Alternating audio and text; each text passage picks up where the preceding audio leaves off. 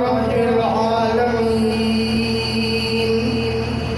وصلى الله وسلم على رسوله الكريم ونبيه الأمين أما بعد فأعوذ بالله من الشيطان الرجيم بسم الله الرحمن الرحيم وَلَقَدْ يَسَّرْنَا الْقُرْآنَ لِلذِّكْرِ فَهَلْ مِن مُّدَّكِرٍ وقال النبي صلى الله عليه وسلم إن الله يرفع بهذا الكتاب أقواما ويضع به آخرين صدق الله العلي العظيم وصدق رسوله النبي الكريم ونحن على ذلك من الشاهدين والشاكرين والحمد لله رب العالمين. نہایت ہی واجب الاحترام علماء کرام، طلباء اعزام اور آنے والے تمام برادران اسلام، تمام تعریفیں اس رب کائنات کے لیے ہیں جس نے مجھے اور آپ کو اس عظیم قرآن کی عظیم مجلس میں شرکت کی توفیق عطا فرمائی. یہ ختم قرآن کی مجلسیں معمولی مجلسیں نہیں ہوتی. الحمدللہ ختم قرآن کی مجلس میں باقاعدہ آپ کو شرکت کی دعوت دی گئی ہے، اور یہ سلسلہ ہمارے حضرت مولانا ظہیر صاحب مجدد العالی نے شروع نہیں کی ہے، بلکہ اس سے پہلے ایک سلسلہ چلتا ہوا آ رہا ہے. حضرت امام ابو عبداللہ الدارمی رحمہ اللہ جو اس امت کے ایک بہت بڑے محدث گزرے ہیں، 255 ہجری میں اس کا انتقال ہے. یہ اپنی کتاب سنن الدارمی میں نقل کرتے ہیں کہ حضرت حاتم رحمہ اللہ نے فرمایا کہ مجھے حضرت مجاہد رحمہ اللہ جو کہ حضرت عبداللہ بن عمر رضی اللہ تعالیٰ عنہ کے شاگرد تھے، فرماتے ہیں کہ حضرت عبداللہ بن عمر کے شاگرد حضرت مجاہد نے مجھے ختم قرآن کی مجلس میں شرکت کی دعوت دی. جب میں چلا گیا تو مجھے بتایا کہ ہم نے آپ کو ختم قرآن میں شرکت کی دعوت اس لیے دی ہے کہ ہم نے اپنے سلف یعنی صحابہ کرام سے سنا ہے کہ ختم قرآن کی مجلسوں میں دعائیں قبول ہوتی ہیں.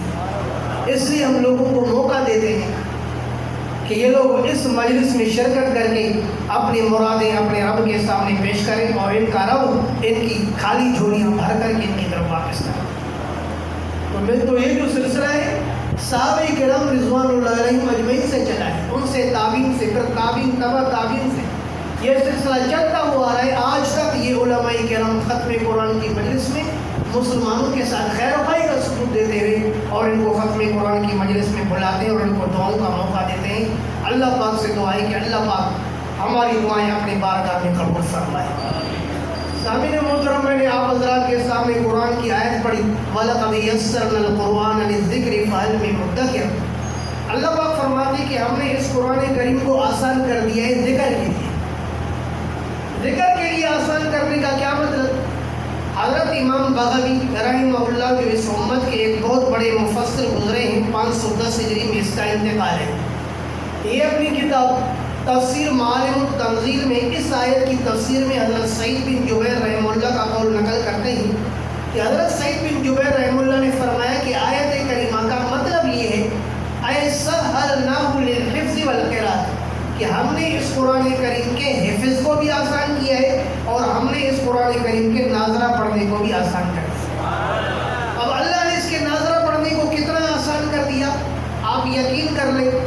ہم چونکہ مدرسے کے اندر اساتذہ ہیں، ہمارے سامنے طلباء کرام آتے ہیں، بس اوقات ان کی زبان اٹک رہی ہوتی ہے.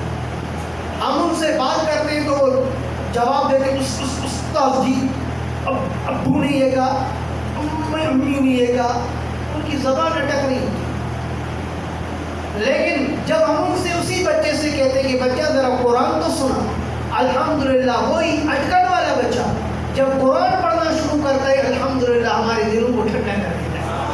کہیں سے اٹک محسوس نہیں ہوتا، بڑی روانگی کے ساتھ قرآن پڑھ رہا ہوتا ہے. تو آپ دیکھیں کہ مادری زبان ان کے منہ میں آنا مشکل ہے، لیکن اللہ نے قرآن کو اس کے منہ میں قرآن پڑھنے کو اللہ نے اتنا آسان کر دیا ہے کہ مادری زبان مشکل ہے لیکن قرآن پڑھنا آسان ہے. اللہ نے اس قرآن کے ناظرہ پڑھنے کو آسان کیا. اللہ پاک نے اس قرآن کریم کے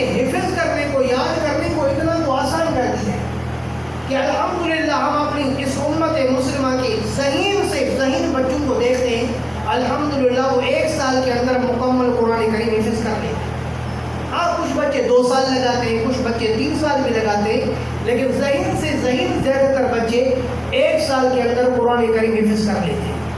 لیکن ہمارے مدرسہ جامعہ انوار روم مہران ٹاؤن کے اندر ایک ایسا طالب علم بھی آیا جس نے الحمدللہ 6 مہینے کے اندر مکمل قرآن کریم حفظ کر کے دکھایا۔ آپ کو میں اور آگے لے چلتا ہوں، حضرت علامہ ابن خلقان رحمہ اللہ جو اس امت کے ایک بہت بڑے مورخ گزرے ہیں، حضرت اپنی کتاب وفیات الآیات میں وقت کے ایک امام، ایک محدث حضرت امام زہری رحمہ اللہ جو کہ صحیح بخاری اور صحیح مسلم کے راوی ہیں، 125 ہجری میں ان کا انتقال ہے، ان کے بارے میں ابن خلقان کہتے ہیں کہ اس نے 80 دن کے اندر مکمل قرآن کریم حفظ کر کے دکھایا۔ آپ مزید حیران ہو جائیں گے، ہمارے دور کے ایک عالم دین جس کو دنیا حضرت علامہ علی شریعدری شہید کے نام سے یاد کرتی ہے، اس نے جیل کے اندر الحمدللہ 3 مہینے 20 دن کے اندر مکمل قرآن کریم حفظ کر کے دکھایا۔ آپ اور آگے بڑھیں، حضرت مولانا سلیم اللہ خان صاحب رحمہ اللہ رحمۃ واسعہ جو کہ وفاق المدارس کے صدر تھے، جامعہ فاروقیہ کے معتمد اور بانی اور شیخ الحدیث تھے، پوری دنیا جس کو دنیا استاد العالم یعنی پورے جہان کا استاد کہتی ہے۔ ہم نے ان کے بارے میں اپنے مشائخ سے سنا کہ یہ حافظ قرآن نہیں تھے، اس کو حسرت تھی کہ تراویح پڑھا۔ جب رمضان مبارک آیا تو اس نے ایک پارے سے کچھ زائد تقریباً 1.25 پارہ روزانہ سنانا شروع کیا۔ جب 27 رمضان مبارک کا دن آیا، الحمدللہ مکمل قرآن حفظ کر کے ختم کر کے دکھایا۔ اب آگے بڑھیں، حضرت امام محمد رحمہ اللہ کے بارے میں بلاد عرب کے ایک عالم حضرت شیخ زاہد الکوثری رحمہ اللہ نے ان کی سیرت پر ایک کتاب لکھی ہے، بلوغ الامانی فی سیرت الامام محمد بن الحسن الشیبانی۔ شیخ زاہد الکوثری رحمہ اللہ نے امام محمد کے بارے میں نقل کیا کہ جب یہ حضرت امام ابو حنیفہ رحمہ اللہ کی خدمت میں فقہ پڑھنے کے لیے، فقہ میں داخلہ لینے کے لیے ہے، تو حضرت امام ابو حنیفہ رحمہ اللہ نے فرمایا کہ فقہی احکام نکالنے کے لیے قرآن کو یاد کرنا ضروری ہے، جب تک آپ حفظ نہیں کرو گے میرے پاس آپ کے لیے داخلہ لیں گے۔ حضرت امام محمد رحمہ اللہ 1 ہفتے کے بعد دوبارہ حضرت امام ابو حنیفہ رحمہ اللہ کی خدمت میں حاضر ہو کر کے عرض کرتے ہیں، الحمدللہ میں نے 1 ہفتے کے اندر مکمل قرآن کریم حفظ کر لیا ہے، آپ جہاں سے امتحان لینا چاہیں میں امتحان دینے کے لیے۔ آپ اور حیران ہو جائیں گے، حضرت علامہ خطیب بغدادی رحمہ اللہ جس امت کے ایک بہت بڑے محدث اور مورخ گزرے ہیں، 463 ہجری میں اس کا انتقال ہے۔ یہ اپنی کتاب تاریخ بغداد کے اندر ایک محدث ہشام بن محمد بن صاحب کلبی کے متعلق لکھتے ہیں کہ یہ اپنے دور کے بہت بڑے محدث تھے، اس کو بہت ساری حدیثیں یاد تھی، حدیث کے راوی بھی یاد تھے اور ان کے حالات بھی یاد تھے۔ اس کے چچا نے سوال دلائی کہ یار الحمدللہ تجھے حدیثیں اتنی یاد ہے، حدیث کے راوی یاد ہے، ان کے حالات یاد ہیں، آپ کو سب کچھ یاد ہے، یاد نہیں ہے تو اللہ کا قرآن یاد نہیں ہے، آپ کیسے عالم ہو؟ کہتے جب میرے چچا نے مجھے آر دلائی تو میں نے قسم کھائی کہ تب تک کمرے سے باہر نہیں آؤں گا جب تک کہ قرآن حفظ نہیں کروں گا۔ فرماتے ہیں کہ میں قسم کھا کر کے کمرے کے اندر داخل ہو گیا، فحافظتہ فی 3 ایام، میں نے 3 دن کے اندر مکمل قرآن کریم حفظ کر دیا۔ وَلَقَدْ يَسَّرْنَا الْقُرْآنَ لِلذِّكْرِ فَهَلْ مِن مُدَّكِرٍ، اللہ پاک نے اس قرآن کریم کے حفظ کرنے کو اتنا آسان کر دیا ہے کہ 3 دن کے اندر بھی قرآن حفظ ہو جاتا ہے۔ ناظرہ کو بھی اللہ نے آسان کر دیا۔ آپ حیران ہو جائیں گے، حضرت علامہ ابو حیان الاندلسی رحمہ اللہ اس امت کے ایک بہت بڑے مفسر گزرے ہیں، 745 ہجری میں اس کا انتقال ہے۔ یہ اپنی کتاب تفسیر البحر المحیط کے اندر فرماتے ہیں کہ تورات کے تاریخ کے اندر 4 حافظ گزرے ہیں۔ کتنے حافظ؟ تورات کے تاریخ کے اندر 4 حافظ گزرے ہیں جن کو مکمل تورات یاد تھی، حضرت موسیٰ علیہ السلام، حضرت عیسیٰ علیہ السلام، حضرت عزیر علیہ السلام اور یوشع بن نون۔ پوری تورات کی تاریخ کے اندر آج تک کتنے حافظ بنے؟ 4۔ اور قرآن پاک کے کتنے حافظ ہیں؟ الحمدللہ آج 17 حفاظ کا ختم ہوا۔ اندازہ لگا اگر ہم اس مجلس کے اندر حفاظ کی تعداد نکالیں، مجھے یقین ہے کہ 60-70 سے یہاں انشاءاللہ زائد تعداد ہوگی۔ اور آپ حیران ہو جائیں گے، ہمارے صرف اس 1 سال کی محنت ہمارے مدارس میں، صرف وفاق المدارس سے جن طلباء کرام نے اور جن طالبات نے قرآن کریم کے حفظ کو مکمل کر کے اور اس سال وفاق المدارس کی طرف سے امتحان دیا ہے، ان کی تعداد کم و بیش 1,07,000 ہے۔ تورات کی تاریخ کے اندر صرف 4 حافظ، قرآن کی تاریخ میں آج قرآن کریم کے نزول کو کم و بیش 1450 سال ہو گئے. آج تک صحابہ کرام سے لے کر کتنے حفاظ بنے ہیں. آج کوئی مولوی تو کیا، لیکن آج تک کوئی ایسا کمپیوٹر بھی پیدا نہیں ہوا جو ان کی تعداد آپ کو بتا سکے کہ قرآن کے حفاظ کتنے ہیں. تو اللہ نے اس قرآن کریم کے حفظ کو بھی آسان کیا، اللہ نے اس کے ناظرہ پڑھنے کو بھی آسان کیا. اب مجھ پر اور آپ پر لازم ہے کہ ہم اس قرآن کریم کی طرف متوجہ ہوں. میرے محترم دوستو، سمجھ جاؤ کہ اللہ پاک نے ہماری دنیا اور آخرت کی عزت صرف اور صرف قرآن میں رکھی. دنیا کی عزت، آخرت کی عزت آپ کو کسی کے چمچہ گیری میں نہیں ملے گی، مال اور دولت میں نہیں ملے گی. مال اور دولت بہت ساروں کے پاس ہے، عہدے بھی بہت ساروں کے پاس ہیں. آپ نے کبھی نہیں دیکھا ہوگا کہ زرداری صاحب کے کوئی ہاتھ چومتا ہو. میں نے کبھی نہیں دیکھا. آپ نے دیکھا؟ میں نے نہیں دیکھا کہ زرداری صاحب کے کسی نے ہاتھ چومے. میں نے نہیں دیکھا کہ نواز شریف یا کسی اور حکمران کے یا عمران خان کے کسی نے ہاتھ چومے. لیکن میں نے اپنے مشائخ اور اساتذہ کرام کو دیکھا ہے کہ دنیا ان کے ہاتھوں کو چومنے کے لیے ترستی. یہاں سے سمجھ جاؤ کہ اللہ نے دنیا کے اندر جو عزت رکھی ہے ہماری، وہ قرآن پاک کے اندر رکھی. حضرت امام مسلم بن حجاج رحمہ اللہ متوفہ 261 میں صحیح مسلم کے اندر واقعہ نقل کیا کہ حضرت عمر فاروق رضی اللہ تعالیٰ عنہ نے اپنی دور خلافت میں مکہ مکرمہ کا گورنر حضرت نافع بن عبد الحارث رحمہ اللہ کو بنایا تھا. جب حضرت عمر فاروق رضی اللہ تعالیٰ عنہ مدینہ منورہ سے مکہ مکرمہ کے قریب مقام عثمان پر تشریف لائے تو یہ خلیفہ حضرت نافع بن عبد الحارث رحمہ اللہ یہ دیکھ کر کے کہ امیر المومنین مکہ مکرمہ کے قریب آئے ہیں تو یہ مکہ مکرمہ چھوڑ کر کے مقام عثمان پر حضرت عمر فاروق کے ساتھ ملاقات کے لیے آئے. حضرت عمر فاروق نے پوچھا کہ میں نے آپ کو مکہ کا گورنر بنایا، آپ یہاں پر آ گئے، اپنا نائب کس کو بنایا؟ تو اس نے کہا کہ حضرت ہمارا ایک آزاد کردہ غلام ہے عبد الرحمن بن افزا کے نام سے، میں نے اس کو اپنا نائب بنایا ہے. حضرت عمر فاروق نے غصے کا اظہار فرمایا کہ آزاد لوگوں پر آپ کو امیر بنانے کے لیے ایک غلام ملا، آپ کو کوئی آزاد نہیں ملتا تھا کہ آزاد پر آزاد کو امیر بناتا. تو نافع بن عبد الحارث رحمہ اللہ نے جو وہاں جواب دیا، اگر سونے کے ساتھ لکھا جائے اس کی قیمت ادا نہ ہو سکے. نافع بن عبد الحارث رحمہ اللہ نے کہا کہ حضرت میں اس کو نائب نہ بناتا تو کس کو بناتا؟ انہ قارئ للقرآن، وہ اگرچہ آزاد کردہ غلام ہے لیکن قرآن کا قاری ہے. وعالم للفرائض، اور علم میراث کا عالم ہے. جو قرآن کا قاری ہو، قرآن کا عالم ہو، اس کو حکمران اور نائب نہ بناؤں تو کس کو بناؤں؟ فاروق اعظم یہ جواب سن کر کے خوشی سے سرشار ہو گئے، کہنے لگے ماشاءاللہ آپ نے کیا ہی زبردست فیصلہ کیا ہے. آپ کا یہ فیصلہ میرے پیارے محمد صلی اللہ علیہ وسلم کی اس حدیث کے مطابق ہے جو میں نے اپنے پیارے محمد صلی اللہ علیہ وسلم سے اپنے کانوں سے سنی کہ رسول اللہ صلی اللہ علیہ وسلم نے فرمایا ان اللہ یرفع بہذا الکتاب اقواما ویضع به آخرین، کہ رب ذوالجلال اس کتاب کے ذریعے بہت ساری قوموں کو بلند کر دیتے ہیں، بہت سارے لوگوں کو پست کر دیتے ہیں.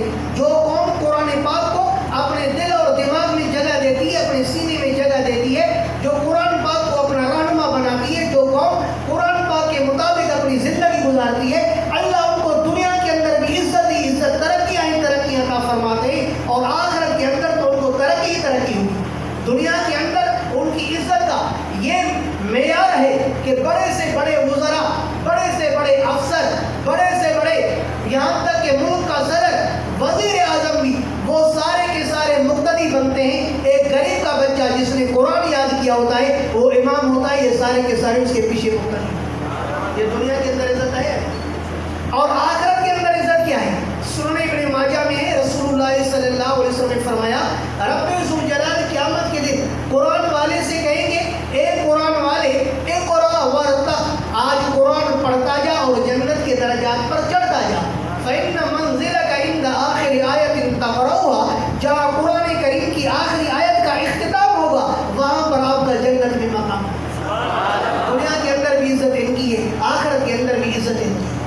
الحمدللہ سمجھدار مسلمان انہوں نے سمجھا ہے کہ عزت اللہ نے ہماری قرآن اور سنت کے اندر رکھی ہے. اس لیے الحمدللہ وہ اپنے بچوں کو دینی مدارس میں بھیج کر کے قرآن کا حافظ بناتے ہیں، قرآن کا قاری بناتے ہیں اور قرآن کا عالم بناتے ہیں. اور اپنے بچوں کو جب قرآن کا حافظ بنتے ہوئے دیکھتے ہیں، قاری بنتے ہوئے دیکھتے ہیں، عالم بنتے ہوئے دیکھتے ہیں، الحمدللہ مسلمان خوشی سے سرشار ہو کر کے اپنی وسعت کے مطابق کہیں بیل کاٹتے ہوئے نظر آتے ہیں، کہیں بھینس کاٹتے ہوئے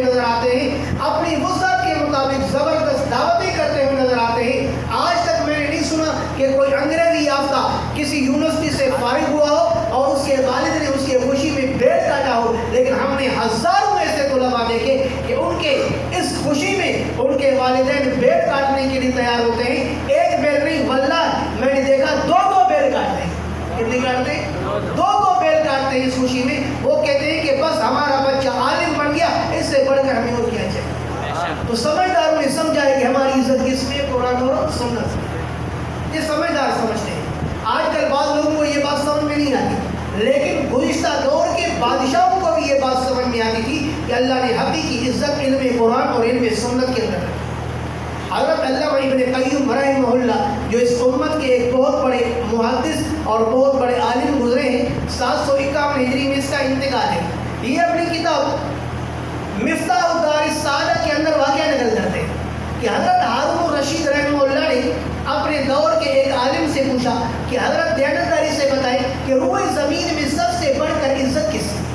تو عالم نے کثر نفسی کرتے ہوئے کہا کہ حضرت آپ ماشاءاللہ ملک کے بادشاہ ہیں، آپ کی عزت ہے، آپ کی عزت نہیں ہوگی تو اور کس کی ہوگی؟ تو ہارون الرشید رحمہ اللہ نے فرمایا نہیں، سچ بات یہ کہ مجھ سے بڑھ کر عزت اس محدث کی ہے جو محمد الرسول اللہ صلی اللہ علیہ وسلم کی حدیثیں بیان کرتا ہے. کیوں؟ لأن اسمہ مقترن باسم رسول اللہ صلی اللہ علیہ وسلم، اس لیے کہ محدث کا نام محمد الرسول اللہ صلی اللہ علیہ وسلم کے نام کے ساتھ ملا ہوا ہوتا ہے. یہ کیسے؟ انشاءاللہ میں آپ کے الفاظ میں آپ کو سمجھانے کی کوشش کروں گا. مثلا جب کبھی کوئی محدث کوئی حدیث لکھتا ہے تو سب سے پہلے جس استاد سے وہ حدیث سنی ہوتی ہے اس کا نام لیتا ہے. مثلا حضرت امام بخاری رحمہ اللہ جب سب سے پہلی حدیث نقل کرتے ہیں انما الاعمال بالنیات وانما لامرئ ما نوى، تو فرماتے ہیں حدثنا الحمیدی قال حدثنا سفیان قال حدثنا یحیی بن سعید الانصاری قال اخبرنی محمد بن ابراہیم التیمی انه سمع علقمة بن وقاص الليثي يقول سمعت عمر بن الخطاب رضی اللہ تعالی عنہ على المنبر يقول سمعت رسول اللہ صلی اللہ علیہ وسلم يقول انما الاعمال بالنیات وانما لامرئ ما نوى. فرماتے مجھے حدیث بیان کی میرے استاد حمیدی نے، اس کو بیان کیا سفیان نے، اس کو بیان کیا یحیی بن سعید الانصاری نے، اس کو بیان کیا محمد بن ابراہیم تیمی نے، اس کو بیان کیا علقمہ بن وقاص لیثی نے، اس کو بیان کیا فاروق اعظم حضرت فاروق اعظم رضی اللہ تعالی عنہ نے، اور فاروق اعظم کو بیان کیا پیارے محمد صلی اللہ علیہ وسلم نے کہ اعمال کا مدار فرمایا نیت اوپر ہے. تو آپ نے دیکھا کہ جب امام بخاری نے حدیث نقل کی تو سب سے پہلے اپنے استادوں کا نام لیا. تو حضرت ہارون الرشید رحمہ اللہ نے فرمایا کہ حقیقت میں عزت المحدثین کی ہے لأن اسمہ مقترن باسم رسول اللہ. فرمایا ہم فنا ہو جائیں گے، محدثین فنا نہیں ہوں گے، اس لیے کہ ان کے نام تو پیارے محمد کے نام کے ساتھ ملے ہوئے ہیں. پیارے محمد کا نام قیامت تک روشن رہے گا، ان محدثین علماء کرام کے نام بھی قیامت تک روشن رہے گا. یہ اس زمانے کے بادشاہ کو بات سمجھ گئی کہ بلا شبہ عزت کس میں؟ قرآن و سنت. حضرت علامہ ابن جوزی رحمہ اللہ جس امت کے ایک بہت بڑے مسلم عالم گزرے ہیں، 597 ہجری میں اس کا انتقال ہے. یہ اپنی کتاب المنتظم فی تاریخ الملوک والامم کے اندر واقعہ نقل کرتے ہیں کہ ایک موقع پر حضرت ہارون الرشید رحمہ اللہ مقام رضا تشریف لائے. لوگوں نے استقبال کیا، جلسہ ہوا، تقریر سنی، ختم ہو گئی، لوگ چلے گئے. کچھ عرصے کے بعد وہاں پر وقت کے عالم حضرت امام عبداللہ بن مبارک رحمہ اللہ جس کا انتقال 181 ہجری میں ہے، صحیح بخاری اور صحیح مسلم کا راوی ہے. جب یہ مقام رضا میں تشریف لائے اتنا تو خلق خدا کا استقبال کے لیے ہجوم ہو گیا کہ تقطعت النعال، لوگوں کے جوتوں کے تسمے ٹوٹنے لگے، وارتفعت الغبر، اور فضا گرد و غبار سے بھر گئی، ہر طرف شور شرابہ ہو گیا. بنو امیہ کے خاندان کی ایک عورت نے محل سے جھانکا، ایک شخص سے پوچھا کہ یہ شور شرابہ کس چیز کا ہے، یہ گرد و غبار کس وجہ سے پھیلی ہے؟ تو اس شخص نے بتایا کہ یہاں وقت کا عالم، خراسان کا عالم عبداللہ بن مبارک یہاں تشریف لائے، اس کے استقبال کے لیے اتنی تو دنیا جمع ہو گئی ہے کہ لوگوں کے جوتوں کے تسمے ٹوٹ رہے ہیں اور فضا گرد و غبار سے بھر رہی ہے، ہر طرف شور شرابہ ہے. تو اس بنو امیہ خاندان کی عورت نے کہا واللہ ھذا الملک لا ملک ہارون، اللہ کی قسم اگر بادشاہ ہے تو یہ عبداللہ بن مبارک ہے. ہارون الرشید کیسا بادشاہ ہے؟ الذی لا یجمع الناس الا بصوت وعوان. ہارون الرشید اگر لوگوں کو جمع کرتا ہے تو کوڑے کے زور پر، پولیس کے زور پر، لیکن عبداللہ بن مبارک نے لوگوں کو جمع کیا ہے تو علم کے زور پر جمع. سبحان اللہ. دیکھیے اللہ نے کیسی مروی ہے نواب صدیق حسن خان نے اپنی کتاب الحدہ فی ذکر السیاح ستہ کے اندر حضرت امام ابو حنیفہ رحمہ اللہ کا قول نقل کیا، لو یعلم الملوک ما نحن فیہ لذت العلم لحاربونا بالسیف۔ امام ابو حنیفہ رحمہ اللہ نے فرمایا اللہ کا بہت بڑا کرم ہے کہ بادشاہوں کو پتہ نہیں ہے کہ اللہ نے علم کے اندر ہمیں کتنی راحت، کتنا سکون اور اللہ نے کتنی ہمیں لذت عطا فرمائی ہے۔ اگر بادشاہوں کو پتہ چل جائے کہ یہ مولوی کتنے مزے میں ہے تو یہ بادشاہ ہمیں کہیں گے کہ بادشاہی لے دو، علم دے دو، لیکن ہم کہیں گے نہیں، ہمیں بادشاہی نہیں چاہیے، ہمیں علم چاہیے، کیونکہ جو راحت اور مزہ اللہ نے علم کے اندر رکھا ہے وہ بادشاہی کے اندر نہیں۔ حضرت علامہ ذہبی رحمہ اللہ اس امت کے ایک بہت بڑے محدث گزرے ہیں، 748 ہجری میں اس کا انتقال ہے۔ یہ اپنی کتاب سیر و اعلام النبلاء میں واقعہ لکھتے ہیں کہ حضرت مامون الرشید رحمہ اللہ کا ایک عالم سے گزر ہوا ایک محدث سبق پڑھا رہا ہے جس کو دنیا یزید بن ہارون کے نام سے یاد کرتی ہے۔ یہ بھی صحیح بخاری اور صحیح مسلم کا راوی ہے، 206 ہجری میں اس کا انتقال ہے۔ جب اس کی مجلس میں دیکھا کہ فی مجلسی الوف، اس کے مجلس میں 100,000 نہیں بلکہ کئی ہزار طلباء بیک وقت بیٹھ کر کے سر نگوں ہو کر کے اور اس سے علم حدیث پڑھ رہے ہیں، تو وقت کے بادشاہ مامون الرشید نے کہا واللہ ھذا الملک، اللہ کی قسم بادشاہ ہے تو یہ ہے، ہماری کیا بادشاہی ہے؟ ہماری بادشاہی تو لوگوں کے جسموں پر ہے، علماء کرام کی بادشاہی لوگوں کے دلوں پر ہے۔ میرے محترم دوستو، اللہ نے دنیا اور آخرت کی عزت ہماری اس قرآن اور سنت کے اندر رکھی ہے۔ بڑا خوشی کا مقام ہے کہ الحمدللہ آج یہاں پر 17 حفاظ کا ختم ہوا ہے صاحب کے اس ادارے کے جو فضلہ ہیں۔ یقیناً اس پر میں اپنے بھائی حضرت مولانا ظہیر شاہ صاحب رحمہ منتظر علی کو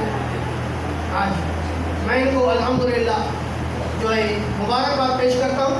3 نام اور ہیں، حذیفہ نام ہے، ناصر نسیم نام ہے، عزیر اور بدر نام ہے۔ یہ وہ بچے جن کے مولانا نام نہیں لے سکے تھے، الحمدللہ ان کا بھی حفظ قرآن آج انہوں نے بھی تراویح کے اندر قرآن کریم ختم کر کے دکھایا ہے۔ میں ان بچوں کو، ان کے اساتذہ کرام کو اور ان کے والدین کو بلکہ تمام مالے والوں کو یقیناً مبارکباد پیش کرتا ہوں کہ آپ خوش نصیب لوگ ہیں۔ خصوصاً ان کے والدین بڑے خوش نصیب ہیں جنہوں نے اپنے بچوں کو قرآن پڑھایا۔ رسول اللہ صلی اللہ علیہ وسلم نے حدیث کی کتاب الموجم الصغیر میں ارشاد فرمایا من علم ابنہ القرآن نظرا غفر اللہ له ما تقدم من ذنبہ، جس شخص نے اپنے بچے کو صرف ناظرہ قرآن کریم پڑھایا اللہ رب العالمین اس کی زندگی کے گناہوں کو معاف فرما دیا۔ اور فرمایا ومن علم ابنہ القرآن ظاہرا، جس نے اپنے بچے کو قرآن کریم حفظ کروایا بعثہ اللہ علی سورۃ القمر لیلۃ البدر، قیامت کے دن اللہ پاک اس والدین کو اس حال میں اٹھائیں گے کہ ان کا چہرہ چودھویں کے چاند کی طرح چمکتا ہے۔ اور حدیث کی کتاب مستدرک حاکم میں حضرت بریدہ اسلمی رضی اللہ تعالیٰ عنہ سے روایت ہے، اللہ کے رسول صلی اللہ علیہ وسلم نے فرمایا حافظ قرآن کے والدین کو اللہ پاک جنت کے ایسے جوڑے پہنائیں گے، یہ حیران ہو جائیں گے رب ذوالجلال ہمارے اتنے اعمال تھے تو نہیں، جنت کے اتنے عالیشان جوڑے کیسے مل گئے؟ رب ذوالجلال کی طرف سے جواب آئے گا بحفظ ولدکم القرآن، اے شخص یہ جو تجھے جنت کے جوڑے پہنائے جا رہے ہیں وہ آپ کے بچے کے قرآن کریم کے حفظ کرنے کی وجہ سے پہنائے گا۔ یقین آپ کے لیے بہت بڑا خوشی کا مقام ہے کہ آپ کے بچوں نے قرآن کریم حفظ کیا، آپ کے محلے کے اندر قرآن سنایا۔ اللہ رب العالمین میری حاضری اپنی بارگاہ میں قبول فرمائے، ان اللہ کا سننا اپنی بارگاہ میں قبول فرمائے۔ حدیث میں من لم یشکر الناس لم یشکر اللہ، جو لوگوں کا شکریہ ادا نہیں کرے گا فرمایا وہ اللہ کا بھی شکریہ ادا نہیں کرے گا۔ یقیناً میں اپنے بھائی حضرت مولانا ظہیر شاہ صاحب منتظر علی کا شکر گزار ہوں، اس نے مجھے یہاں پر بلا کر کے آپ حضرات کے سامنے بٹھایا، دین کی بات کرنے کا مجھے موقع دیا۔ اللہ رب العالمین سے دعا کرتے ہیں کہ جو میں نے باتیں کی ہیں اللہ پاک مجھے اور آپ سامعین کو سب کو عمل کرنے کی توفیق عطا فرمائے۔ وآخر دعوانا الحمدللہ رب العالمین وما علینا الا البلاغ۔